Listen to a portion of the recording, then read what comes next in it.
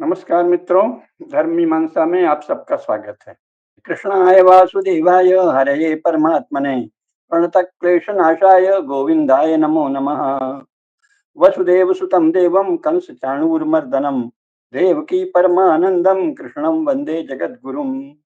मन्मना भव मद्भक्तो मद्याजी मां नमस्कुरु। मामे वैश्यसि सत्यं ते प्रतिजाने प्रियोऽसि मे। सर्वधर्मान् परित्यज्य मामेकं शरणं व्रज। अहं त्वा सर्वपापेभ्यो मोक्षयिष्यामि मा शुचः। ओम नमो भगवते वासुदेवाय। मित्रों, हम हिंदू राष्ट्र पुस्तक पर चर्चा कर रहे हैं।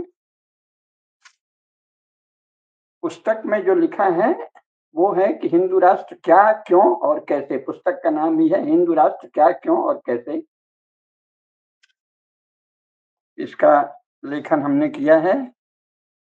इसमें प्रोफेसर कुसुमलता केडिया जी और स्वामी निगमानंद जी ने भी इस पूरी पुस्तक को देखा है, उसके बारे में सुझाव दिए हैं, सहयोग दिया है, इसलिए उनका भी महत्वपूर्ण योगदान है इस पुस्तक के लेखन में। तो ये पुस्तक जो है वो वितस्ता प्रकाशन, दरियागंज, नई दिल्ली से प्रकाशित है और अमेज़न पर भी उपलब्ध है, तो आप लोग उसे खरीद सकते हैं। इस पुस्तक में जो तथ्य बताए हैं वो वही हैं जो मैं वर्षों से सोचता और कहता रहा हूँ, उनको एक जगह एकत्र कर दिया है। और हिंदू राष्ट्र के विषय में सन 1950 के बाद ये पहली पुस्तक है जो समकालीन संदर्भों में हिंदी में लिखी गई है। हिंदी की ये पहली पुस्तक है हिंदू राष्ट्र विषय पर। अभी तक किसी भी राजनीतिक समूह ने हिंदू राष्ट्र के पक्ष या विपक्ष में टांगोपांग और व्यवस्थित कोई भी पुस्तक नहीं लिखी। निंदा करना बिना कोई पूर्व पक्ष प्रस्तुत किए अपशब्दों की भरमार कर देना, तो वो तो चर्चा नहीं कहलाती। चर्चा ये कहलाती है कि आप अपना पक्ष बताएं और जिस पक्ष के विपरीत आप तर्क दे रहे हैं उसका भी पक्ष बताएं, पूर्व पक्ष भी बताएं और व्यवस्थित रूप से बताएं।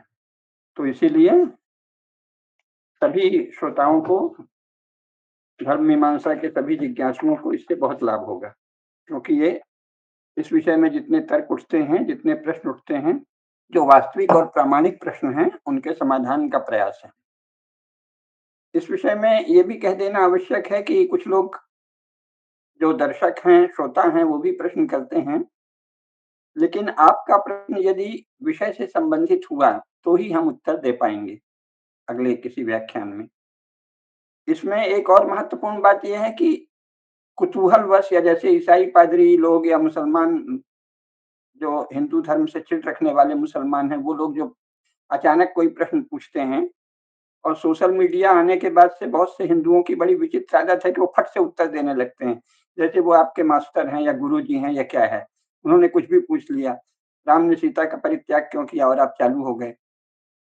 तो ये मूर्खता मैं नहीं कर पाऊंगा।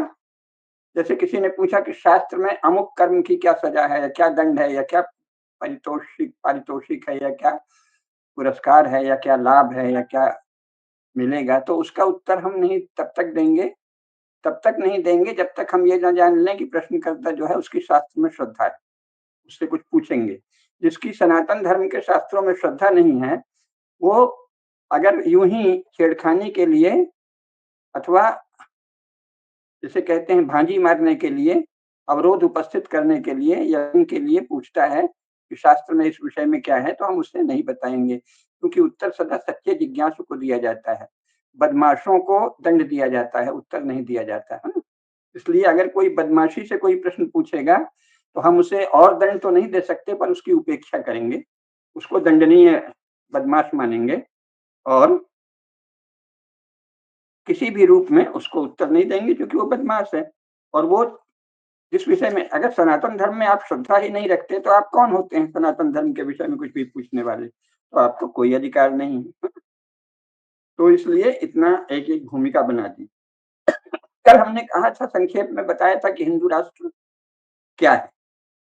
अब ये प्रश्न उठेगा, कोई भी कह सकता है कि भाई जब आप कहते हैं कि हिंदू राष्ट्र मानव धर्म का पर्याय है और स्वयं मन ने केवल मनुष्यों के लिए लिखा है, धृति क्षमा दमोस्तेयम शौचम इंद्रिय निग्रह, धीर विद्या सत्यम क्रोधा दशकम धर्म लक्षण मानव मात्र के लिए, या ये कि संसार भर के मनुष्यों के कुल 4 वर्ण होते हैं, 5वां कोई वर्ण नहीं होता, ये मनु ने लिखा है। तो उन्होंने ये नहीं कहा कि हिंदुओं के 4 वर्ण होते हैं, वो कहते हैं संसार में जितने भी मनुष्य हैं, वो अगर ज्ञानी हैं तो जानेंगे, नहीं जानते, ज्ञान नहीं है तो नहीं जानेंगे, लेकिन सब जगह 4 ही वर्ण होंगे, 5वां कोई वर्ण नहीं होता, ये मनु ने साफ लिखा है। अनुलोम के स्थान पर अगर प्रतिलोम संतान है तो उसकी लोक में निंदा होती है, लेकिन उसका वर्ण कोई 5वां नहीं होता। वर्ण तो वो 4 वर्णों में से ही कोई होगा, जिसका वर्णन शास्त्र में व्यवस्थित है। और वो वर्ण वर्ण जो है वो सार्वकालिक हैं और गुण कर्म विभाग के अनुसार हैं। जातियों के संबंध राजनैतिक होते हैं और वो प्रायः बदलते रहते हैं। तो वर्ण और जाति में बहुत अंतर है, क्योंकि जाति क्या है? जाति कुलों का समूह है। जाति नाम की कोई आधारभूत इकाई नहीं है, कुल ही आधारभूत इकाई है, और कुलों के समूह को बाद में जाति कहने लगे। विशेषकर पुर्तगाल में चूंकि कास्टा था, तो और इंग्लैंड वगैरह में भी जातियां बहुत हैं उसके दूसरे नाम से, उनमें बहुत अधिक विभाजन है, हाउसेस के आधार पर, स्टेटस के आधार पर, क्लासेस के आधार पर। तो उन्होंने यहाँ पूछा कि यहाँ क्या होगा विभाजन का आधार, तो किसी ने उनको कह दिया होगा कि जाति है, अथवा उनको लगा होगा कि ये जाति पर चोट करो तो बड़ा आनंद आएगा, ये कमजोर हो जाएंगे, तो उन्होंने जाति शब्द इतना चला दिया। मूलतः तो कुल समूह है, कुल समूह को ही जाति कह देते हैं। वस्तुतः जाति का अर्थ है जन्म, तो जाति तो एक ही जाति है, मानव जाति। हिंदू जाति भी नहीं है, फिर उस अर्थ में तो मुस्लिम जाति भी नहीं है, ईसाई भी नहीं है। जो व्यापक अर्थ है जाति का, उसमें तो मानव जाति है, समान प्रसवाह जाति। जो मनुष्य की योनि से पैदा हुआ उसकी जाति है मानव। फिर उसी के अनुसरण में ये कह दिया कि जो भारत में पैदा हुआ सनातन धर्म को मानता है उसकी जाति हो गई हिंदू, जो ईसाई धर्म को मानता है उसकी जाति ईसाई कहेंगे, फिर मुसलमान की जाति मुसलमान कहेंगे, तब हिंदू कह सकते हैं, है ना। लेकिन वो लोग तो जाति नहीं मानते, मुसलमान और ईसाई उसको जाति नहीं मानते, वो उसको कहते हैं ये हमारा मजहब है और रिलीजन है। तो मजहब और रिलीजन का पर्याय कोई भी शब्द भारत के संपूर्ण वाङ्मय में कभी भी नहीं है, संस्कृत में नहीं है, हिंदी में नहीं है। तो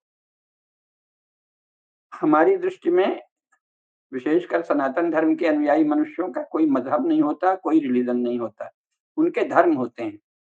तो सबसे मूल धर्म है मानव धर्म, जो समस्त मानव को पालन करना चाहिए। कई जगह पहले करते भी थे। ईसाइयत के द्वारा यूरोप में जब महाविनाश किया गया, उसके पहले यूरोप में भी मानव धर्म का अपने ढंग से संस्कार रूप में पालन होता था, और अरब में तो सनातन धर्म ही था इस्लाम के प्रसार से पहले। तो इस प्रकार हिंदुओं में क्या है? हिंदुओं में उस अर्थ में मजहब नहीं है, रिलीजन नहीं है, मानव धर्म है और वो कर्तव्य है। तो इस पर बहुत से लोग प्रश्न उठाते हैं कि अगर हिंदू धर्म यानी मानव धर्म ही है, तो फिर भारत को हिंदू राष्ट्र क्यों घोषित करना चाहिए? बहुत अच्छा प्रश्न है। क्यों हिंदू राष्ट्र घोषित करें? तो इसको पहले ये क्या है? ये राजनीतिक बात है। हिंदू राष्ट्र इस समय राजनीतिक संदर्भ में ही प्रयुक्त होता है। पहले मूल जो वैदिक अर्थ था उसमें भी राजनीति शामिल थी, लेकिन साथ ही संस्कृति, धर्म सब उसमें शामिल था। सभी राजनीति में वैसे भी शामिल होता है। कोई कहता है कि हम मुस्लिम नेशन हैं, तो उसमें केवल उनकी जाति भर थोड़ी होती है कि, या मज़हब भर थोड़ी होता है कि हम मुसलमान हैं, बल्कि उसमें उसमें निहित होता है। हम मुसलमान हैं, उसमें निहित है कि हम कुरान को मानेंगे या कुरान को अपना आदर्श मानेंगे, भले उसके अनुसार न चल पाएँ। जो भी वो लोग व्याख्या करें, है ना? और उनमें विश्वास करेंगे कि सातवें आसमान पर या कयामत पर या आखिरी जो फैसला है उस पर, कयामत के रोज़, और तुरही बजेगी वगैरह-वगैरह जो भी उनके हैं, है ना? और जलाएँगे नहीं, दफ़नाएँगे, क्योंकि बाद में कब्र से मनुष्य हज़ारों साल, लाखों साल बाद भी अगर कयामत आती है, तो जैसे तुरही फूँकेंगे अल्लाह। और क्रिश्चियन लोग भी इसी को गॉड कहते हैं, इसीलिए अल्लाह और गॉड वस्तुतः समान धारणा है। क्रिश्चियन और मुसलमानों की परम सत्ता के विषय में धारणा समान है। ये अल्लाह कहते हैं, वो गॉड कहते हैं। तो अल्लाह का अल्लाह पहले भी था, जब इस्लाम नहीं फैला था तब भी अल्लाह थे, लेकिन तब अल्लाह का अर्थ होता था महादेव, शंकर। लेकिन बाद में इन्होंने क्या कर दिया? अल्लाह यानी मुसलमानों के द्वारा विशेष रूप से पूजित परम सत्ता जो सातवें आसमान पर है और जिसने आखिरी रसूल को भेजा। उसके पहले बहुत से रसूल भेजे थे, बाद में आखिरी रसूल भेजा। उनको संदेश जो भेजा इल्हाम, दिव्य संदेश, जो केवल वही समझ सकते थे और कोई समझ नहीं सकता था। उन्होंने जैसा समझा के बताया, उस पर जो ईमान लाए, वो जो है उसी को अच्छी तरह अपने मज़हब के पालन का हक है, जो नहीं लाए उसका वो विनाश करेंगे। तो ये अब अल्लाह एकदम बदल गया, क्योंकि जो मूल महादेव थे वो सबके देव थे, सभी के, न केवल मनुष्य के बल्कि प्राणियों के भी, है ना? लेकिन अब अल्लाह जो हो गया वो केवल मुसलमानों के आराध्य हो गए और दूसरे लोगों के आराध्य इस रूप में है कि वो मुसलमान हो गए। जब वो मुसलमान हो जाएँगे तो वो भी अल्लाह को मानने लगेंगे। लेकिन जब तक वो मुसलमान नहीं है तो अल्लाह को नहीं मानते और उनका मुसलमानों से झगड़ा है, ऐसा मुसलमान जिद करते हैं कि हम इनको बदलेंगे, इनको अपना ईमान सिखाएँगे, नहीं तो मार डालेंगे। तो ये क्या हुआ? अल्लाह का अर्थ बदल गया और यही अर्थ ये अर्थ अल्लाह से पहले गॉड कह के क्रिश्चियनिटी में था। लगभग वो बताते हैं कि 0 ईस्वी में जीसस का जन्म हुआ या 0 ईस्वी से थोड़ा पहले, लेकिन वस्तुतः क्रिश्चियनिटी फैली है इस्लाम के लगभग साथ-साथ और इस्लाम 7वीं शताब्दी में फैला है और क्रिश्चियनिटी यूरोप के किसी भी देश में 9वीं शताब्दी ईस्वी से पहले गिनने योग्य नहीं रही।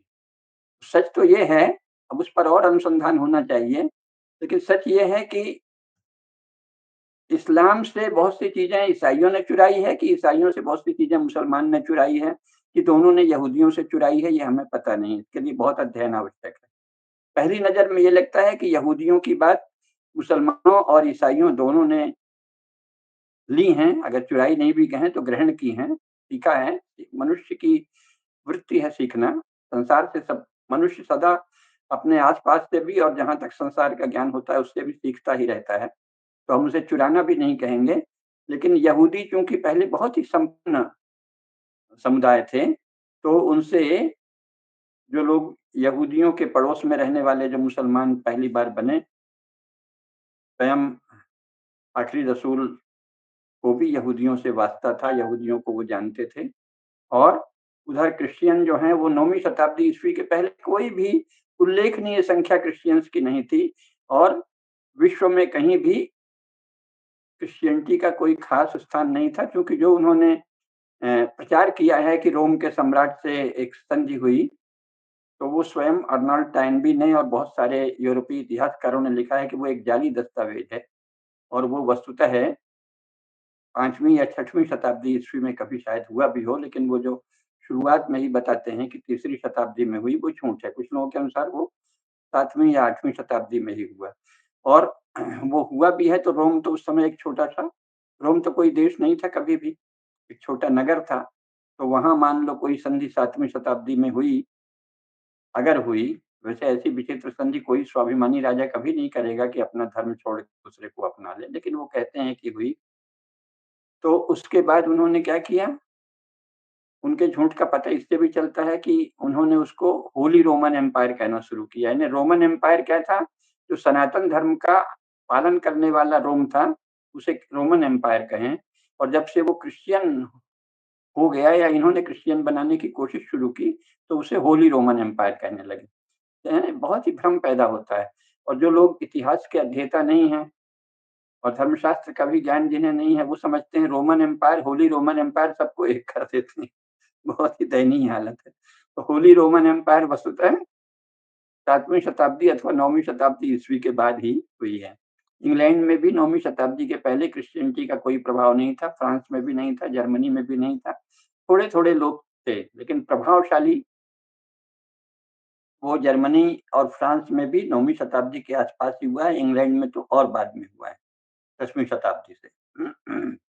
और कई देशों में 16वीं शताब्दी ईस्वी में क्रिश्चियनिटी फैली है, स्कैंडिनेवियाई देशों में। और उधर क्रिश्चियनिटी फैल रही है, उधर उसका विरोध होने शुरू हो गया है 16वीं शताब्दी से ही।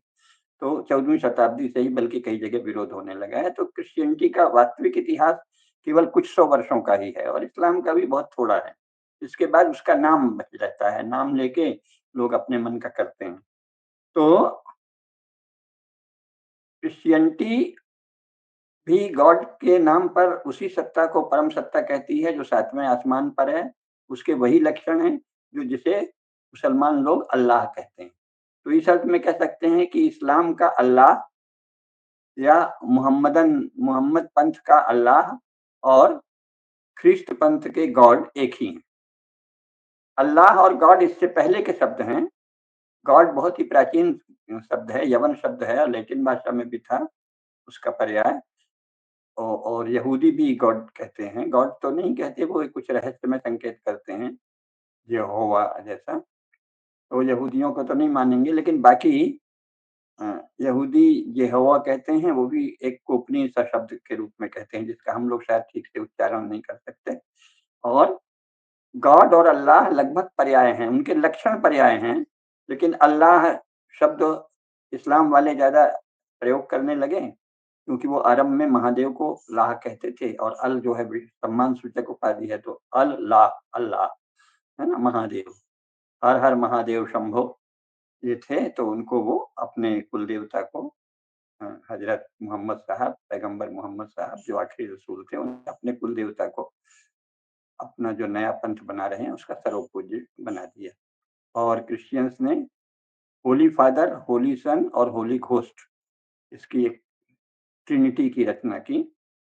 अब वो कहाँ से की पता नहीं, शायद कहते हैं कि हिंदू धर्म का ही एक कुछ बहुत ही धूमिल का रूप वहाँ छाया हुआ था, बौद्ध धर्म और हिंदू धर्म का मिश्रित रूप, उससे की कहाँ से की पता नहीं, लेकिन होली फादर, होली सन और होली घोस्ट या होली स्पिरिट, इसकी ट्रिनिटी की बात की। लेकिन गॉड और क्रिश्चियन गॉड और मोहम्मदन अल्लाह, इन दोनों के लक्षण समान हैं। तो फिर ये प्रश्न उठता है कि हिंदू राष्ट्र, अगर हिंदू धर्म का अर्थ मानव धर्म है, तो आप फिर हिंदू राष्ट्र की बात क्यों करते हैं? तो ये इसमें छिपा है रहस्य कि अल्लाह को इस्लाम में प्रतिपादित अल्लाह को मानने वाले और ख्रिस्त पंथ में प्रतिपादित गॉड को मानने वाले लोग, क्योंकि स्पष्ट रूप से बाकी सबको कमतर मनुष्य मानते हैं, बल्कि धर्मांतरण के योग्य अथवा वध के योग्य मनुष्य मानते हैं, इसलिए एक अलग पहचान आवश्यक है।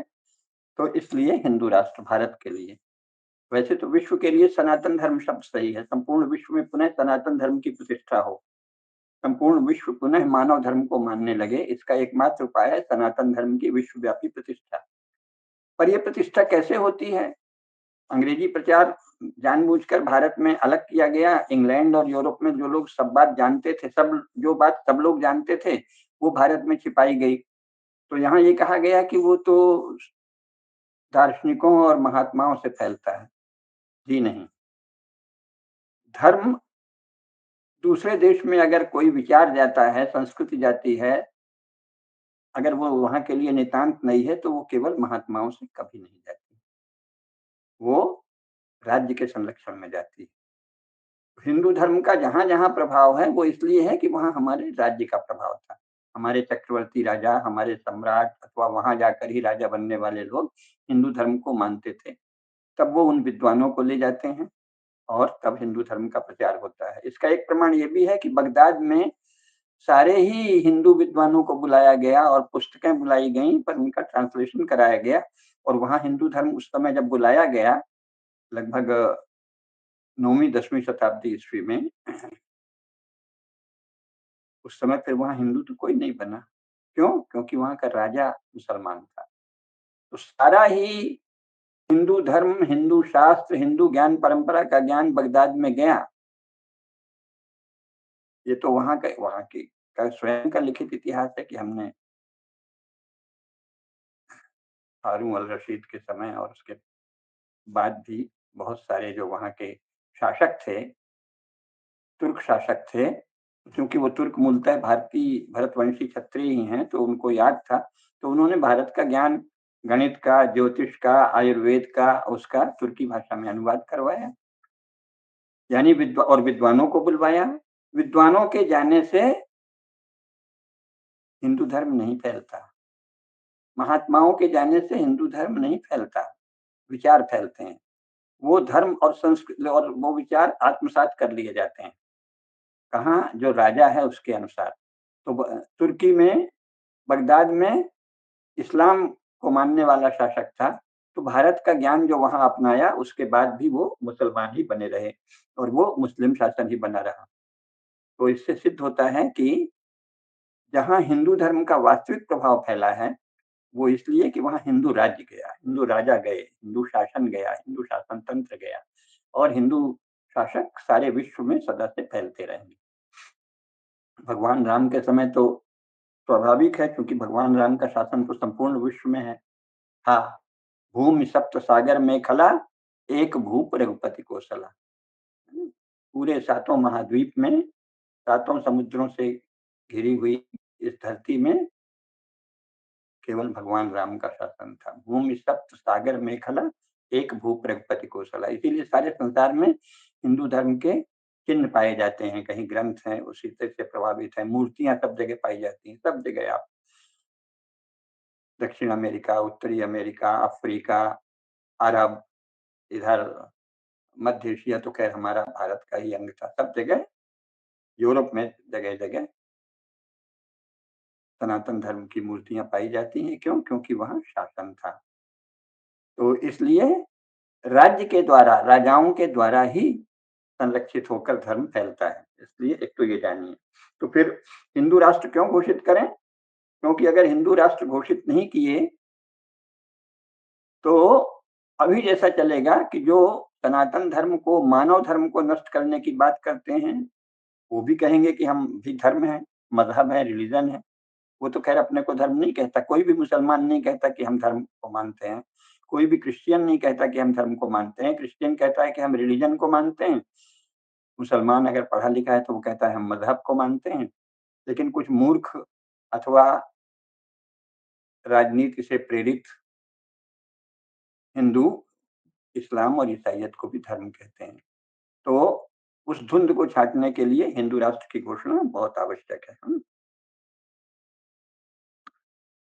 इसलिए भी आवश्यक है कि अभी तो जो स्थिति है उसमें ये हाल है कि हिंदुओं के साथ सामान्य मानवीय व्यवहार भी जो मजहबी उग्रवादी उग्रवाद के संरक्षक मुसलमान हैं उन्हें, और जो क्रिश्चियन कन्वर्जन के संरक्षक पादरी आदि हैं उन्हें स्वीकार नहीं। भारत में हिंदुओं के साथ सामान्य मानवीय व्यवहार भी मुसलमानों और ईसाइयों के अभी के नेताओं को सहन नहीं है। साधारण मुसलमान को तो क्या मतलब, वो तो मान ही लेगा, हमारे चाचा ताऊ हैं, पड़ोस में रहते हैं। लेकिन जो इनके नेता हैं उन्हें हिंदुओं के साथ सामान्य मानवीय व्यवहार भी सहन नहीं है।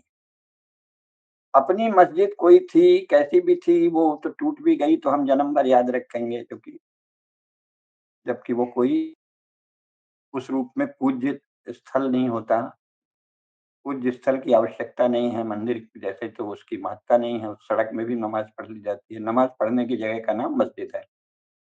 लेकिन हिंदुओं की नकल में भारत एकमात्र देश है जहाँ कहते हैं कि वो अल्लाह का घर है। मस्जिद को तो अल्लाह का घर कभी नहीं कहा गया, मस्जिद को अल्लाह की इबादत की जगह कहते हैं। यानी वो नमाज पढ़ने का, सलात पढ़ने का, प्रार्थना की जगह है। और चर्च भी प्रेयर की जगह है। वहाँ कोई गॉड नहीं रहता, वहाँ कोई जीसस नहीं रहते, है ना? तो हमारा चर्च है, हमने कैसे भी बना लिया है, उसको आप मत छुएँ। हमारी मस्जिद है, हमने चाहे जैसे बना ली है, आप इसको नहीं छुएँ। और हमारे मंदिर अगर मिले तो नहीं, नहीं, नहीं, अब ये पुरानी बात मत करो, मंदिर तुम्हारा नहीं था तो क्या हुआ, आप हमारा है। इसका मतलब सामान्य मानवीय व्यवहार भी हिंदुओं से हो, ये मुसलमानों और ईसाइयों के भारतीय नेताओं को सहन नहीं है। और अंतर्राष्ट्रीय स्तर पर भारत का, हिंदुओं का ये पक्ष रखने वाला कोई राजनीतिक दल और कोई नेतृत्व भी अभी तक नहीं है। आगे हो सकता है भाजपा में हो, पर अभी तक तो नहीं। तो ये एक स्थिति है कि हिंदुओं के साथ तो सामान्य मानवीय व्यवहार भी सहन नहीं किया जाता। तो उनके साथ सामान्य मानवीय व्यवहार हो, इसलिए भारत को हिंदू राष्ट्र बनाना आवश्यक है।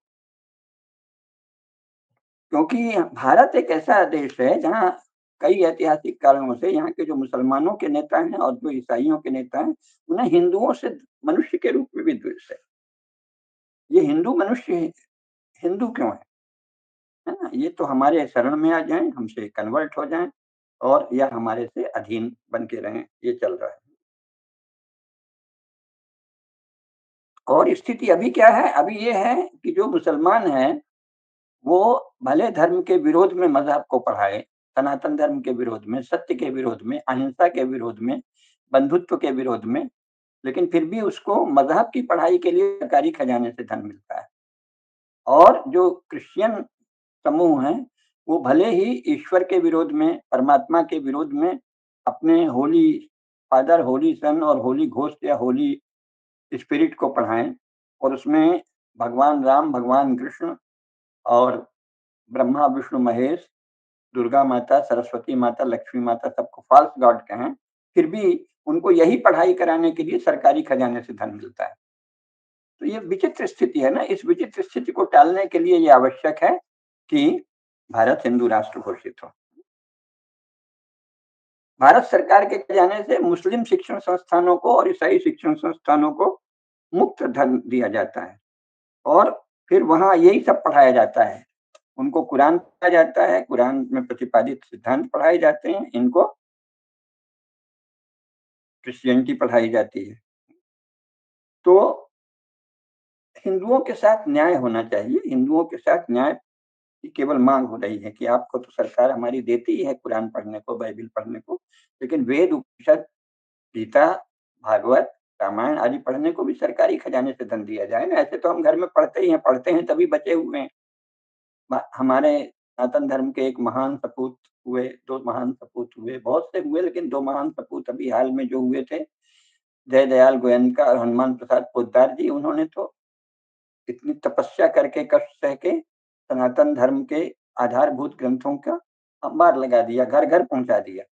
तो शासन के द्वारा भेदभाव के बावजूद हम अपने पढ़ाई कर रहे हैं, लेकिन ये अन्याय है ना, कि शासन जो है कुरान को पढ़ने के लिए, बाइबिल को पढ़ने के लिए, इस्लाम को पढ़ने के लिए, ईसाइयत को पढ़ने के लिए धन देता है और हिंदू धर्म की पढ़ाई के लिए धन नहीं देता सरकारी खजाने से, कहता है अपने बल से करो। और मस्जिदों के लिए और चर्च के लिए धन देता है और मंदिरों से धन लेता है। ये तो मतलब ऐसा अन्याय संसार में कहीं नहीं होता, जैसा भारत में 77 वर्षों से हो रहा है।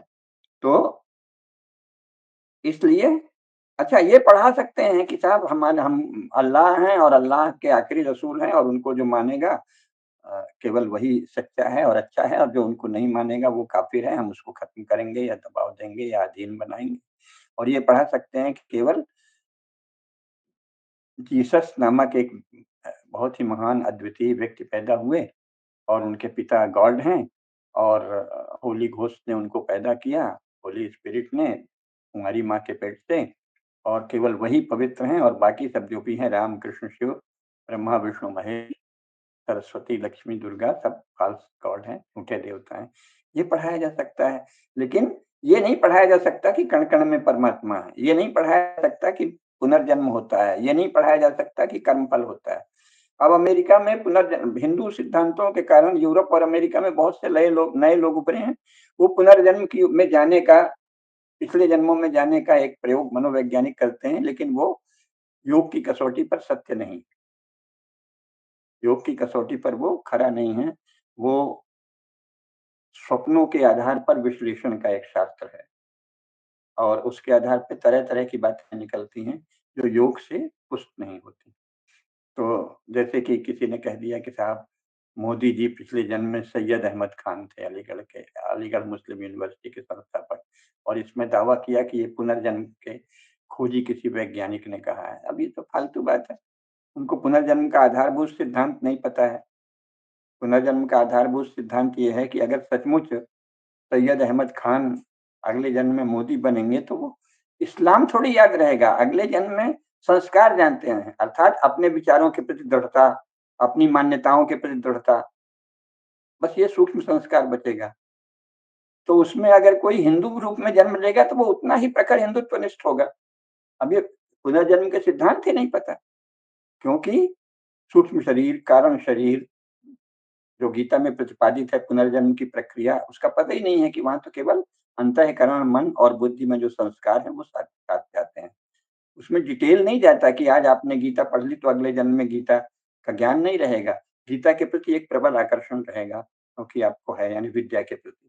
इसी प्रकार अगर आपको अपने विचारों के प्रति आग्रह है तो अगले जन्म में आप जिस विचार में पैदा होंगे उसी के प्रति आग्रह रहेगा। तो पुनर्जन्म के जितने सिद्धांत हैं, आजकल तो ट्रंप का पिछला जन्म ये था, मोदी जी का पिछला जन्म ये था, और कुछ वैज्ञानिकों का भी बता देते हैं कि पिछला जन्म ये था, तो वो योग शास्त्र के अनुसार सही सिद्ध नहीं होता।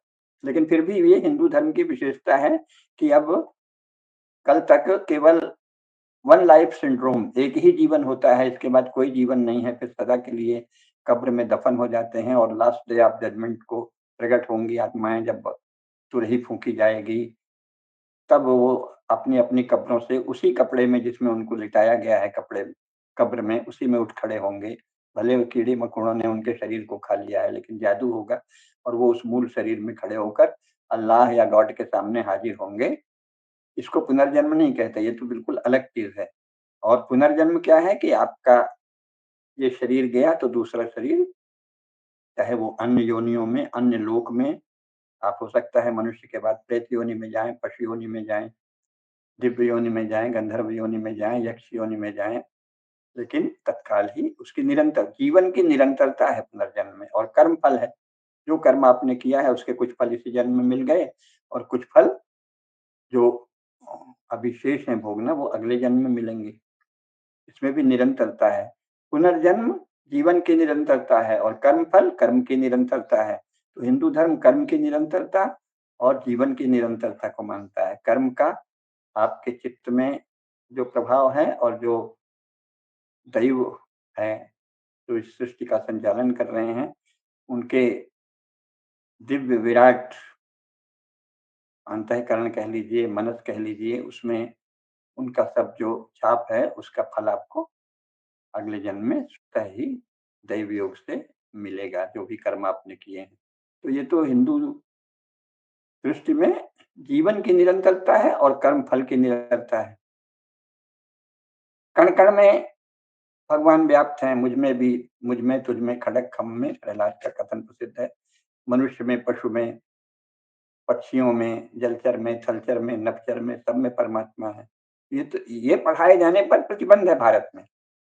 सरकारी खजाने से किसी शिक्षण संस्था को इसके लिए धन नहीं दिया जाता कि तुम ये पढ़ाओ कि कण कण में भगवान है, कि हर व्यक्ति की आत्मा में और हर जीवात्मा में, हर जीवात्मा जो है वो भगवान का अंश है। पशु में, पक्षी में, जलचर, थलचर, नभचर, सब में, कीट पतंगों में, गाय में, घोड़े में, हाथी में, सिर में, सब में जीवात्मा के रूप में भगवान है।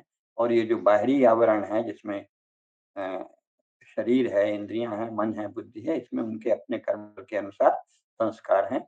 इस प्रकार एक परम तत्व, एक दिव्य तत्व और साथ ही अपने कर्माशय के अनुसार भौतिक पूरा वितान, है ना? ये एक साथ मनुष्य में होता है। तो ये तो केवल हिंदू धर्म में ही पढ़ाया जाता है, लेकिन इसको पढ़ाए जाने की अनुमति नहीं है। और हिंदुओं के विरोध में बस एक हवाई बातें, गाली, घृणा, निरंतर एक कल्पना में, इतिहास से पुष्ट नहीं हो, कहीं प्रमाण नहीं हो, ऐसे आरोप लगाना। तो ये जो चल रहा है, और हिंदू देवताओं और देवियों का अपमान किया जाता है कि ये फॉल्स गॉड हैं, ये तो कुफ्र है। तो ये अपने ही देश में हिंदू कब तक सहे?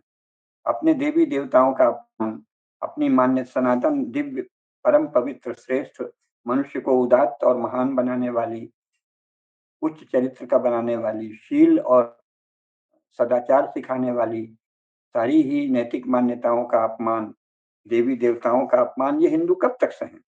तो इसलिए हिंदू राष्ट्र आवश्यक है। तब इसमें एक तर्क उठता है, अक्सर एक तर्क उठता है कि भाई आप तो मानवता की बात करते हैं, लेकिन इसके पहले एक एक और प्रश्न उठेगा जो हम बताते हैं कि अगर हिंदू राष्ट्र का विरोध नहीं करें, हिंदू धर्म क्योंकि मानव धर्म है, तो आवश्यक नहीं है ना कि हिंदू राष्ट्र घोषित किया जाए। हाँ, ये सत्य है। अगर सचमुच भारत शासन सार्वभौम मानव मूल्यों को भारतीय नागरिकता की शर्त घोषित कर दे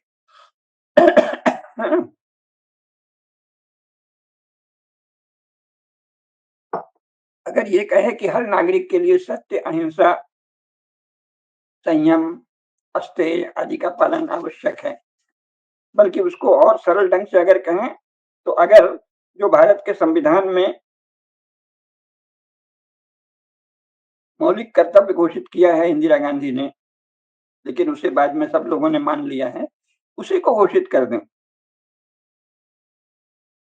मान लीजिए कि घोषित कर दें कि हाँ साहब, भारत का नागरिक तो वही होगा जो सार्वभौम मानव मूल्यों में श्रद्धा रखेगा, सत्य में, अहिंसा में, अस्तेय में, संयम में, अपरिग्रह में, बंधुत्व में, प्रेम में। तो नागरिकों के मौलिक कर्तव्य में भी तो यही कहा है ना।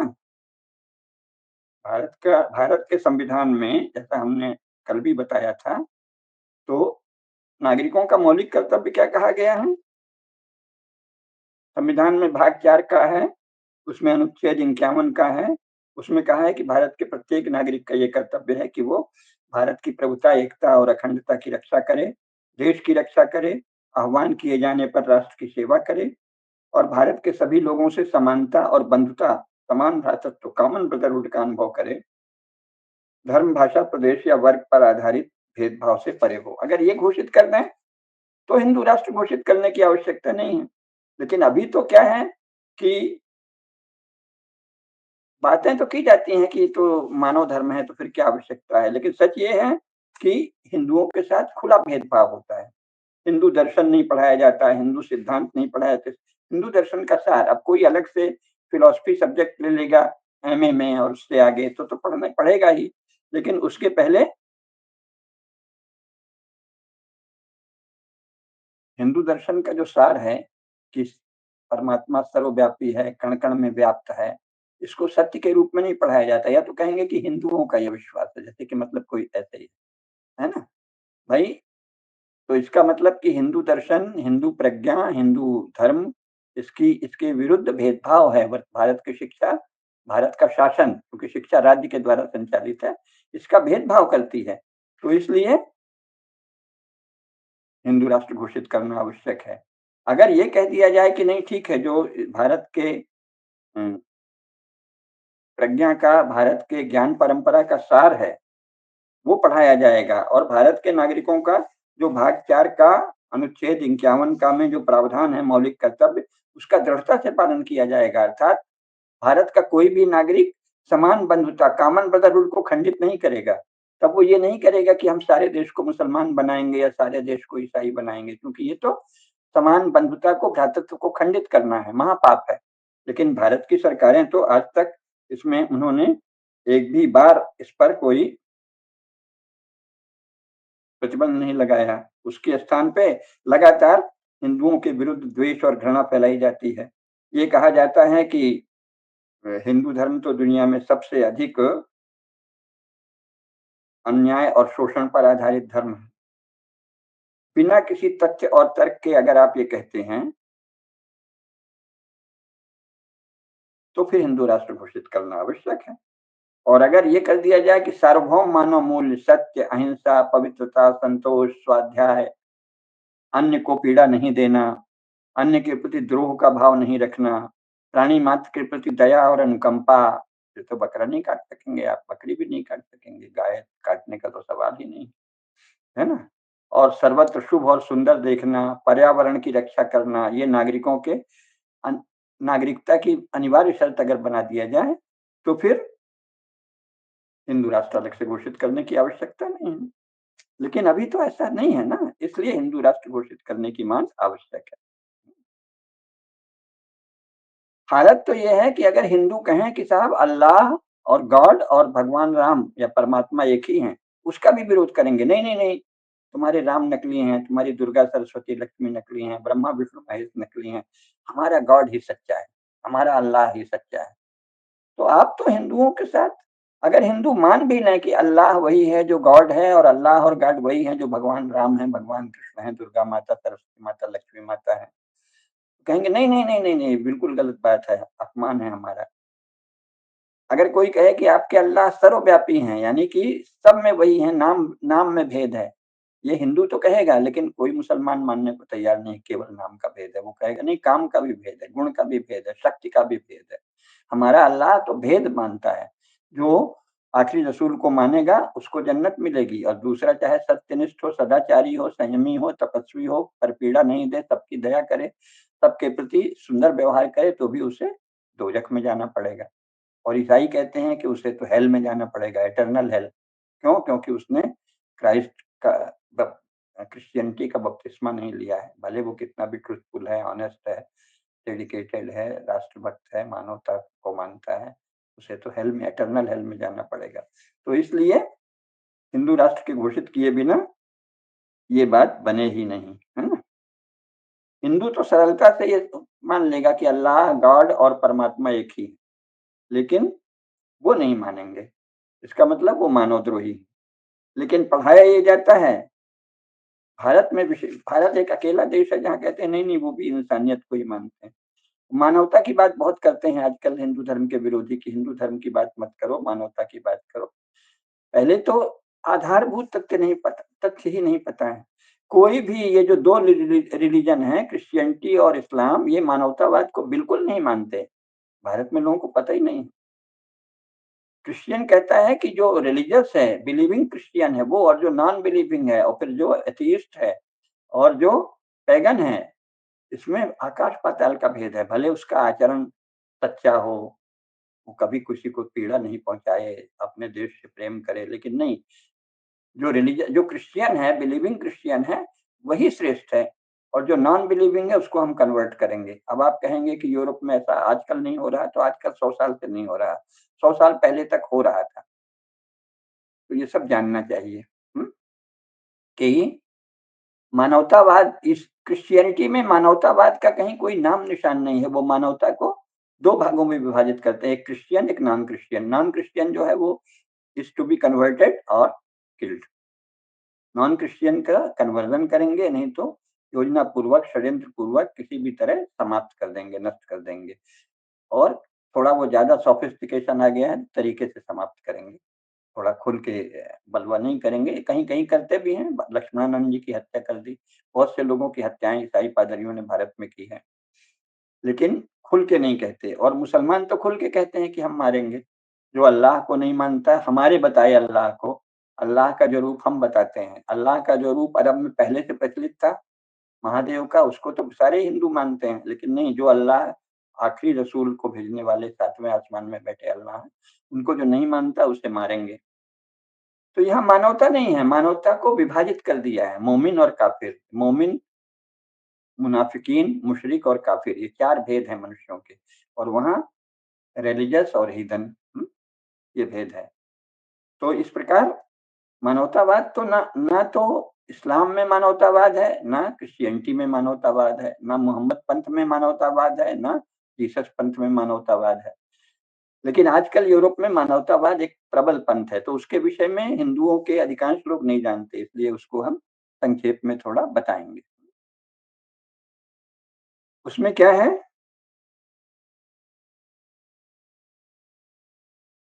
जैसा मैंने बताया, जो मिडिवल क्रिश्चियनिटी थी उसमें मनुष्यता की कोई धारणा ही नहीं थी। पहले तो उन्होंने यही व्याख्या कर दी कि आत्मा केवल ईसाई पुरुषों में है, ईसाई स्त्रियों में भी आत्मा नहीं होती, और बाकी जो लोग हैं वो तो पशु हैं। इसीलिए कई बार वहाँ अमेरिका में ऐसा हुआ कि वो बहुत से लोगों को पकड़ के ले जाते थे और फिर उनका प्रदर्शन करते थे कि देखो देखो, और कहा कि ये मनुष्य नहीं है, ये ओरांग उटांग है, इसलिए इनका वध किया जा सकता है। और बहुत सारे लोगों को गुलाम बनाकर ले गए, और फिर जब उन्होंने काम नहीं किया ठीक से, तो उन अपने मन का बहुत मेहनत करते थे बेचारे जीवन बचाने के लिए, फिर भी उनको और सताया और अंत में मार डाला, और ये कह के मार डाला कि ये मनुष्य नहीं है, क्योंकि ये क्रिश्चियन नहीं है तो ये मनुष्य नहीं है, ये ओरांग उटांग है, एक नई रेस है। एक कल्पना कर ली कि मानव दिखने वाले ओरांग उटांग है, ये वन मानुष से भी और नीचे के ओरांग उटांग है, और उनकी हत्याएं की। तो मानवता को तो मिडिवल क्रिश्चियनिटी कभी नहीं मानती थी, यहाँ तक कि अपनी क्रिश्चियन स्त्रियों में आत्मा है ये भी नहीं मानती थी, अभी 100 साल पहले तक पहली बार मानी है। फिर उन्होंने कहा कि जिसको जीसस का प्रकाश मिल गया है वो मनुष्य तो है, पर वो विकसित और सुसंस्कृत मनुष्य, कल्चर्ड एंड डेवलप्ड। और जिनको जीसस का प्रकाश नहीं मिला है वो डेवलपिंग है। पहले कहते थे अनडेवलप्ड है, अब अभी कुछ समय से 50 साल से कहा है कि वो डेवलपिंग है। और भारत में ऐसे लोग हैं जो इसको स्वीकार कर लिए हैं, डेवलपिंग नेशन। अरे वो गाली है डेवलपिंग नेशन और अपने को डेवलप्ड नेशन। ये नस्लवाद का नया रूप है रेसिज्म का। हम डेवलप्ड हैं, आप डेवलपिंग हैं, तुम दूसरे किस बात में डेवलप हो पाएगी। अब तो आ ही गया है कि अमेरिका में करोड़ अरबों डॉलर रुपया बेघर लोगों को घर देने के लिए दिया जा रहा है और बेरोजगारों के लिए भत्ता तो दिया ही जाता है। काहे के डेवलप्ड हो। और इसके बाद ज्ञान में, विज्ञान में तो कुछ वैज्ञानिकों ने ही प्रगति की है। हर व्यक्ति तो विज्ञान जानता नहीं। उतना आपने बहुत बड़ी-बड़ी संरचनाओं से बड़ी प्रगति की है, सत्य है, लेकिन औसत अमेरिकी तो बहुत सारी समस्याओं से ग्रस्त है, अविकसित ही है, लेकिन अपने को डेवलप्ड नेशन कहेंगे। लेकिन मुख्य बात मानवतावाद की है। ये जानना चाहिए कि वैज्ञानिक प्रगति के साथ 19वीं शताब्दी में पहली बार ये बात उठी, कुछ लोगों ने उठाई, चंद लोगों ने, कि सभी मनुष्यों में कुछ सामान्य लक्षण दिखते हैं। जब सभी मनुष्यों में सामान्य लक्षण दिखते हैं भाई, तो मानवतावाद पर खोजना चाहिए। लेकिन पहली बार मानवतावाद का एक व्यवस्थित घोषणा पत्र 1933 में जारी हुआ है। कहाँ से? यूनाइटेड स्टेट्स ऑफ अमेरिका के शिकागो यूनिवर्सिटी के कुछ प्रबुद्ध प्रोफेसर्स ने, विद्वानों ने एक घोषणा की 1933 ईस्वी में, आज से 92 साल पहले पहली बार, जिसमें जॉन डेवी थे और कुछ दूसरे पादरी भी थे। उन्होंने कहा कि नहीं भाई, मनुष्यता के विषय में सोचना चाहिए। इसमें कहा कि तर्क शक्ति होती है मनुष्य में और सामाजिक और आर्थिक न्याय की इच्छा होती है, तो ये मनुष्य का मुख्य लक्षण है। और इसलिए मानवता की बात करो और विज्ञान की बात करो। ये कब हुआ है? 1933 में पहली बार। तो विज्ञान को महत्व देने कहा गया। फिर इस बात पर बल दिया जाने लगा कि सत्य दिखना चाहिए। अभी की तरह जो चर्च का प्रचार करते हैं, झूठ बोलते हैं, वो ठीक नहीं है ना। तो इस तरह मानवतावाद का विकास यूरोप में 20वीं शताब्दी के उत्तरार्ध में धीरे धीरे फैला है। सबसे पहले अमेरिकी लेखक थॉमस पेन ने मानवतावाद पर एक निबंध लिखा और उसका पक्ष लिया। फिर जॉर्ज इलियट नाम की एक लेखिका थी, जिनका मूल नाम है मेरी एन इवांस। उन्होंने मानवतावाद का प्रचार किया, व्यक्ति हैं। और जूलियन हक्सले, ब्राक विशोम, जॉन व्यार्ड, ये 3 प्रसिद्ध मानवतावादी हुए जो कोई वैज्ञानिक और विद्वान थे। अब इन दिनों पिछले 50 साल से यूरोप में मानवतावाद का समर्थक एक बड़ा वर्ग बन गया है। पर ये बड़ा बौद्धिक वर्ग है। वहां का सर्वसाधारण मानवतावादी नहीं है। अमेरिका का और यूरोप का सर्वसाधारण आज भी मानवतावादी नहीं है। वो तो क्रिश्चियनिटी को ही श्रेष्ठ मानता है, वो तो चर्च को ही श्रेष्ठ मानता है। लेकिन ये जो मानवतावादी हुए हैं, वो कहते हैं भाई सब चीजों का सामाजिक, आर्थिक, राजनीतिक और बौद्धिक सभी क्षेत्रों में मानवता ही प्रस्थान बिंदु है। मानव को केंद्र में रखकर ही समस्त चिंतन किया जाना चाहिए। मनुष्य की ही चिंता होनी चाहिए। इसलिए इन लोगों ने कहा कि हम एथीइस्ट हैं। एथीइस्ट यानी किसी थियोलॉजी को नहीं मानते। अब इसमें भी बदमाशी है। एथीइस्ट का हिंदी में जो शब्दकोश है, पादरियों ने पहला शब्दकोश बनाया, उसमें क्या कर दिया? एथीइस्ट माने नास्तिक। तो भारत में अधिकांश मूर्ख उसी डिक्शनरी को पढ़ पढ़ के कहते हैं कि एथीइस्ट, उसको एथीइस्ट का अर्थ नास्तिक कहते हैं। एथीइस्ट का अर्थ है अपंथवादी। अगर हम किसी क्रिश्चियन पंथ को नहीं मानते तो हम एथीइस्ट हैं। ईश्वर को मानते हैं, सारे ही एथीइस्ट सर्वव्यापी परम सत्ता को मानते हैं, दिव्य सत्ता को मानते हैं, किसी थियोलॉजी को नहीं मानते, न कैथोलिक, न प्रोटेस्टेंट, न लुथेरियन, किसी को। तो यहाँ तो अनुवाद में भी घपला है ना। तो फिर उन्होंने कहा कि भाई हम राज्य को सेकुलर होना चाहिए। सेकुलर का मतलब किसी चर्च का पक्ष नहीं लेना चाहिए। लेकिन ये जो मानवतावादी हैं, एथीइस्ट हैं, ये किसी भी पंथ का पक्ष नहीं लेते, कम्युनिज्म का नहीं, ईसाइयत का नहीं, इस्लाम का नहीं। भारत में क्या है, बहुत ही छल है। जो भारत के सेकुलर हैं, वो संसार के सबसे पाखंडी लोग हैं। वो बाहर प्रचार करते हैं अपना नाम सेकुलर, और वस्तुतः वो इस्लाम और ईसाइयत के पक्षधर हैं या कम्युनिज्म के पक्षधर हैं। तो किसी पंथ का पक्षधर सेकुलर नहीं हो सकता। अगर आप सोशलिस्ट हैं, अगर आप कम्युनिस्ट हैं, अगर आप क्रिश्चियन हैं, अगर आप मुसलमान हैं, तो आप सेकुलर हो ही नहीं सकते, असंभव है। यूरोप के लोग सब जानते हैं। लेकिन ये धीरे धीरे और परिचय आएगा जब अमेरिका और भारत में जब मैत्री बढ़ेगी, तो अमेरिकी लोग जानेंगे, तो इन सेकुलरों को ऐसे घिना जाएंगे, इनको एकदम तिरस्कार करेंगे, क्योंकि ये सेकुलर नहीं है। ये तो प्रो मुस्लिम, प्रो क्रिश्चियन, प्रो मार्क्सिस्ट या प्रो सोशलिस्ट दुष्ट लोग हैं। तो हिंदू धर्म से द्वेष करने वाले द्रोही लोग हैं।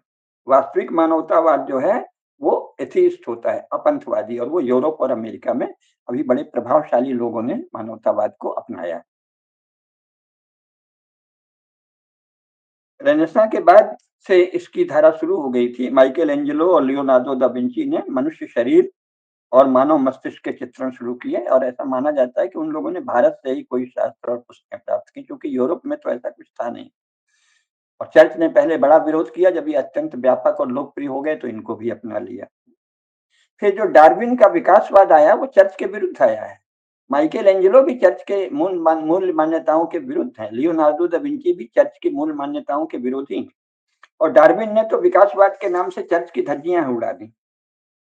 उन्होंने कहा कि भाई ये बात झूठी है कि ईश्वर ने 7 दिन सृष्टि की और फिर 8वें दिन आराम किया, और संपूर्ण सृष्टि बनाने के बाद अपनी इमेज में मैन को बनाया।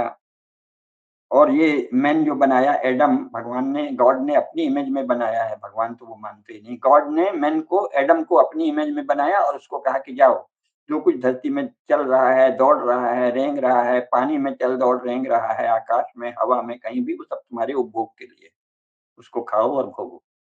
तो इसका खंडन किया डार्विन ने। उन्होंने कहा कि नहीं, सृष्टि तो क्रमशः विकसित हो रही है और इस ब्रह्मांड में बहुत सारी स्पेसीज हैं, बहुत सारी स्पेसीज हैं। मनुष्य भी उसमें से एक स्पेसीज है। ये एक प्रकार से हमारे निकट था, लेकिन क्योंकि उन्हें उतना ज्ञान नहीं था भारतीय दर्शन का, तो उन्होंने इसमें विकास का एक क्रम बताया। लेकिन ये क्या कहा कि मनुष्य इस संसार के भोग के लिए नहीं है। मनुष्य भी अनेक स्पेसीज में से एक स्पेसी है, तो उसको ये जानना पड़ेगा कि हम कैसे अपना अनुकूलन करें, कैसे पर्यावरण और परिवेश के साथ ऐसा अनुकूलन करें कि हम जीवित रह सकें, सर्वाइवल हो सके, नहीं तो हम नष्ट हो जाएंगे। तो डार्विन का जो विकासवाद है वो चर्च का पूर्ण विरोधी है। उसने मानवतावाद की नींव डाली। फिर बड़े बड़े दार्शनिक वहां हुए। बर्टन रसल ने तो पुस्तक ही लिखी, बड़ी प्रसिद्ध पुस्तक है, उनका एक भाषण था, फिर वो पुस्तकाकार छपा है, why I am not a Christian, मैं क्रिश्चियन क्यों नहीं हूं। इसमें उन्होंने बड़े विस्तार से बताया। पहले तो उन्होंने ये बताया कि देखिए, अपने यहाँ इतनी बड़ी भ्रांति है कि अगर कोई कहेगा कि हम क्रिश्चियन हैं तो वो समझेगा कि हम बड़े अच्छे हैं। इंग्लैंड में सामान्यतः लोग जब अपने लिए कहते हैं कि मैं क्रिश्चियन हूँ, तो इससे उनका आशय कुल ये होता है कि मैं एक अच्छा जीवन जीने के लिए कोशिश करता हूँ। लेकिन अगर ऐसा क्रिश्चियन का अर्थ वो हो जाए जो इंग्लैंड, फ्रांस और जर्मनी में प्रचारित है, तो संसार में सभी लोग क्रिश्चियन हैं। गांधी जी इसी अर्थ में कई बार कहते थे कि मैं भी क्रिश्चियन हूँ, क्योंकि वो इस बारीक बात को जानते थे। तो बर्टन रसल ने यही बात उठाई कि भाई अगर ऐसा है तो फिर तो कुछ मुसलमान भी मिलेंगे जो अच्छा जीवन जीना चाहते हैं, और हिंदू बहुत बहुत बहुत से लोग मिलेंगे जो अच्छा जीवन जीना चाहते हैं, तो क्या वो सब क्रिश्चियन है? फिर उन्होंने स्वयं उत्तर दिया, नहीं, वो क्रिश्चियन नहीं है। इसका मतलब ये बताना कि क्रिश्चियन वह है जो अच्छा जीवन जीना चाहता है, ये अतिव्याप्ति है, यानी बहुत सरलीकरण है। उतने से तो क्रिश्चियन नहीं होता। तो क्रिश्चियनिटी क्या है? एक डॉगमा है। डॉगमा है यानी हठधर्मिता है। और उस डॉगमा में यह है कि आप गॉड की क्रिश्चियन कॉन्सेप्ट पर विश्वास करें। अगर आप गॉड की कोई अन्य धारणा, हिंदू धारणा, मुस्लिम धारणा, यहूदी धारणा मानेंगे तो आप दुष्ट हैं। ये सब उन्होंने कहा। और फिर उन्होंने कहा कि ईसा मसीह कभी हुए हैं या नहीं ये मैं नहीं जानता, ये बर्टन रसल ने कहा। बर्टन रसल के शब्द बता रहा हूँ। लेकिन अगर मान लें भी कि हुए थे, तो हम उस विषय में कुछ भी नहीं जानते। हमारे पास उनके होने का कोई प्रमाण भी नहीं है। दूसरी बात ये है कि वो परम बुद्धिमान हैं, इतना हम कह सकते हैं, लेकिन वो एकमात्र बुद्धिमान जीसस ही हुए। आज तक इस सृष्टि में एक ही परम बुद्धिमान व्यक्ति हुआ जो जीसस है, और कोई हुआ ही नहीं, ये हम नहीं मान सकते। और अनंत नरक की जो धारणा है, कोई अगर क्रिश्चियन नहीं बनता तो वो इटर्नल हेल में जाएगा, तो ये अमान्य है। और ये कहना, उन्होंने कहा कि जहाँ बाइबल में ये कहा गया है कि जज ना लिस्ट ये बी जज, यानी दूसरों के न्यायाधीश मत बनो, क्योंकि तब दूसरा भी तुम्हारा न्यायाधीश बनेगा। तो बोले इसका पालन तो इंग्लैंड ने और किसी भी क्रिश्चियन देश ने कभी किया ही नहीं। ये तो सबके जज बनते हैं और अपना जज किसी को नहीं बनने देते, है ना? तो तमाम। और फिर उन्होंने कहा कि अगर ये सिद्धांत मान लें तो कोर्ट को खत्म करो, आप कहीं का जजमेंट करो ही नहीं। ये सब भाषण देके जज बर्ट्रैंड रसल ने क्या कहा, I am not a Christian, मैं एक क्रिश्चियन नहीं हूँ। ये इंग्लैंड में बर्ट्रैंड रसल ने यूनिवर्सिटी में प्रसिद्ध भाषण दिया था। इसी प्रकार लेखिका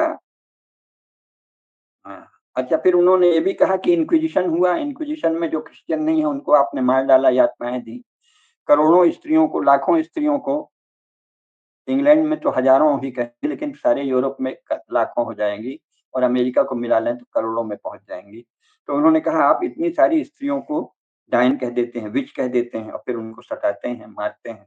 तो ये क्रिश्चियनिटी इंक्विजिशन और विच हंट, है ना? स्त्रियों को विच कह के, डायन कह के मारना केवल इसलिए कि वो चर्च की निष्ठावान नहीं है और जो पुरुष या जो समूह या जो घराने या जो मनुष्य, जो कुल समूह ईसाई नहीं बनते, उनका इंक्विजिशन के नाम पे उत्पीड़न करना, सताना, मार डालना। बहुत कठोर भयंकर सजाएँ दी जाती थी, उनके वर्णन का अभी समय नहीं है क्योंकि 1 घंटा बीत जाएगा अगर हम वर्णन करने लगे। तो बर्ट्रैंड रसल ने इन सब तथ्यों को देके भाषण में कहा कि I am not a Christian. इसी प्रकार जो लेखिका थीं जॉर्ज एलियट, उन्होंने डेविड फ्रेडरिक स्ट्रॉस की पुस्तक द लाइफ ऑफ जीसस का जर्मन भाषा से अंग्रेजी में अनुवाद किया और बताया कि भाई जीसस तो एक अगर थे भी तो एक साधारण मनुष्य ही थे। अच्छे मनुष्य थे, लेकिन ऐसे कोई the only begotten son of God नहीं थे। इसी प्रकार लुडियस फायरबाख की पुस्तक द वेसे क्रिश्चियनिस्मस यानी एसेंस ऑफ क्रिश्चियनिटी का भी अनुवाद किया और ईसाई क्रिश्चियन गॉड की अवधारणा को उस लेखिका ने भी अस्वीकार कर दिया।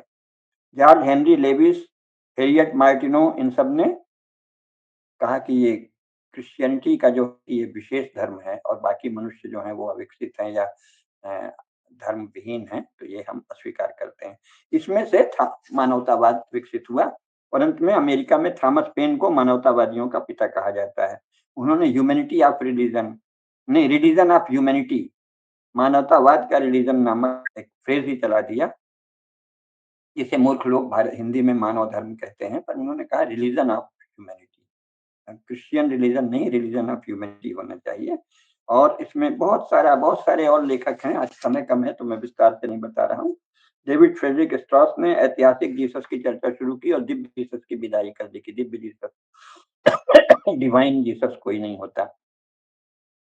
जर्मन दार्शनिक लुडविग एंद्रियास फायरबाख ने क्रिश्चियनिटी की क्रिटिक समालोचना प्रस्तुत की और जॉर्ज हेनरी लेविस ने कोचे नामक प्रसिद्ध दार्शनिक के बारे में लिखा और मानवतावाद को गोएथे का दर्शन बताया। ब्रिटिश लेखक और कवि मैथ्यू आर्नल्ड ने भी मानवतावाद का प्रबलता से पक्ष रखा। प्रसिद्ध जीव विज्ञानी जूलियन हक्सले ने थियोलॉजी के आधार पर मानवतावाद की मीमांसा की और उन्होंने ही स्त्रियों के अधिकारों की पैरवी की। तब जाके बहुत सारे लोगों ने बहुत संघर्ष किया, तब स्त्रियों को भी मनुष्य माना गया, आत्मा मानी गई। बहुत से मानवतावादी हैं, ब्राक विशोम, लेकिन अब इस समय जूलियन हक्सले जो हैं वो द्वितीय महायुद्ध के बाद यूनेस्को के प्रथम निदेशक हुए, प्रभावशाली हैं। इसी तरह ब्रॉक विशोम जो है वो वर्ल्ड हेल्थ WHO जो है विश्व स्वास्थ्य संगठन, उसके निदेशक हुए और जॉन व्यार्ड जो हैं वो जो ये अंतरराष्ट्रीय खाद्य एवं कृषि संगठन है उसके निदेशक हुए। इस प्रकार बड़े प्रभावशाली संस्थानों में मानवतावादी लोग इस समय हो गए हैं, लेकिन सामान्य क्रिश्चियन मानवतावादी नहीं होता है। ये लोग उनके विरोध में खड़े हुए हैं, बर्ट्रैंड रसल से लेके थॉमस पेन, जूलियन हक्सले, सब है ना, जॉन व्यार्ड, ब्रॉक विशोम। तो ये जानना चाहिए। और पहली बार 1941 में एक ह्यूमैनिटेरियन मानवतावादी एसोसिएशन का गठन किया गया अमेरिका में और उसमें कहा गया कि गुड विदाउट ए गॉड, यानी क्रिश्चियन गॉड को माने बिना भी अच्छाई संभव है। ये बना है 2004 में। इस एसोसिएशन और अन्य संस्थाओं ने मिलकर सेकुलर कोएलिशन फॉर अमेरिका बनाया। तो ये सेकुलर क्या है? क्रिश्चियनिटी के गॉड के विरोध में। और भारत के जो सेकुलर हैं वो इतने झूठे और लफंगे हैं कि वो क्रिश्चियनिटी के पक्ष में काम करते हैं। तो इसलिए इनके बारे में हिंदू संगठन कुछ नहीं जानते, अन्यथा अंतरराष्ट्रीय मंचों पर मोदी शासन को, आरएसएस को और हिंदू संगठनों को बताना चाहिए कि ये सेकुलर नहीं है, ये तो क्रिश्चियनिटी के जो पाप हैं उनके पैरोकार, उनके संरक्षक, उनको ढकने वाले हैं, कवर देने वाले हैं। तो इस प्रकार क्या है, मानवतावाद अभी हाल में 1941 में पहली बार लगभग 500,000 लोग मानवतावादी हुए। इस समय बहुत होगा तो 10,000 लोग सारे संसार में जो मानवतावादी हैं। और कोई भी क्रिश्चियन और कोई भी मोहम्मदन या मुस्लिम मानवतावादी नहीं होता। तो इसलिए इतना बड़ा झूठ भारत में चल रहा है, इसलिए हिंदू राष्ट्र बहुत आवश्यक है। या तो आप सार्वभौम मानव मूल्यों को भारतीय नागरिकता की अनिवार्य शर्त घोषित कर दें, जो कि भारत के संविधान में भी भाग 4 का अनुच्छेद 51 का में निहित है नागरिक के मूल कर्तव्य, पर उस पर दृढ़ता से पालन न कांग्रेस ने किया, न भाजपा की ये हैसियत है कि वो करे, वो भी दब-दब के रहते हैं, अभी शायद बाद में करें, पता नहीं। तो जब आप अमानवीयता का, बर्बरता का और क्रूरता का और मानवता के विरोध का दमन ही नहीं कर सकते, शमन ही नहीं कर सकते, हिंदुओं के साथ न्याय ही नहीं कर सकते, संविधान में जो दिया हुआ है नागरिकों का मूल कर्तव्य उस पर बल नहीं दे सकते दृढ़ता से, तो फिर ये इसका अर्थ है कि ये कुछ कहेंगे ये देखो हिंदू राष्ट्र बना रहे हैं। तो इसलिए हिंदू राष्ट्र बनाना इसलिए आवश्यक है कि उससे एक पहचान बन जाएगी कि सारे नेशन स्टेट, जैसे पश्चिमी यूरोप के सारे नेशन स्टेट क्रिश्चियन हैं, बहुत से नेशन स्टेट मुस्लिम है, वो अपने आप को मुस्लिम ही कहते हैं, है ना? और कुछ नेशन स्टेट अपने को बौद्ध कहते हैं, तो इसका फिर कोई विरोध भी नहीं कर पाएगा भाई, अगर वो क्रिश्चियन नेशन स्टेट हैं, वो मुस्लिम नेशन स्टेट हैं, वो बौद्ध नेशन स्टेट हैं, तो इसे हिंदू नेशन स्टेट होना ही चाहिए। इस प्रकार जैसी अभी स्थिति है, सार्वभौम मानव मूल्यों को भारतीय नागरिकता की अनिवार्य शर्त अगर नहीं बनाया जाता जब तक, तो फिर यह आवश्यक है कि हिंदू राष्ट्र भारत को घोषित किया जाए। तो हिंदू राष्ट्र क्यों, इसका संक्षेप में हमने विवेचन इसीलिए किया कि आप पूरी पृष्ठभूमि में जान लें और ये जान लें कि मानवतावाद तो आज भी विश्व में शायद 8 से 10,000 मानवतावादी हैं बस। उसमें से लगभग 100-200, 100 से 150 मानवतावादी बड़ी-बड़ी पोस्ट में हैं, इसलिए प्रभावी हैं, यूनेस्को में हैं, वर्ल्ड हेल्थ ऑर्गेनाइजेशन में हैं, यूनाइटेड नेशंस में हैं, बड़े-बड़े पदों पर हैं, तो उनका एक प्रभाव है। लेकिन सामान्य क्रिश्चियन ना अमेरिका में, ना पश्चिमी यूरोप में मानवतावादी नहीं है और सामान्य मुस्लिम तो मानवतावादी होता ही नहीं है, उसको तो केवल इस्लाम चाहिए। तो इसलिए मानवतावाद, इंसानियत ये संसार में कहीं नहीं है सिवाय हिंदू धर्म के। हिंदू धर्म में ही कहा गया है कि धर्म का अर्थ है मानव धर्म। मनु का हमने बताया था, मनुस्मृति मानव धर्म का ही शास्त्र है। उसका नाम है मानव धर्म शास्त्र। तो मानव धर्म की प्रतिष्ठा के लिए भी भारत को हिंदू राष्ट्र घोषित करना आवश्यक है। धर्म की जय हो, अधर्म का नाश हो, प्राणियों में सद्भावना हो, विश्व का कल्याण हो। नमः पार्वती पतये, हर हर महादेव।